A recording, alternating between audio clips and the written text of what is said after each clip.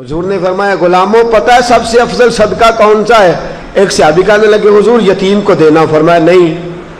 سب سے افضل صدقہ کون سا ہے یا رسول اللہ؟ مسکین کو دینا، فرمایا نہیں۔ سب سے افضل صدقہ حضور مسافر کو دینا، فرمایا نہیں۔ سب سے افضل صدقہ یا رسول اللہ مجاہدین اسلام کو دینا، فرمایا نہیں۔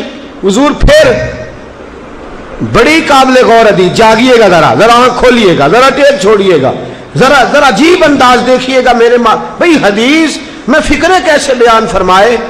رسول پاک نے فرمایا تیرا رشتہ دار ہو، سب سے افضل صدقہ کیا ہے؟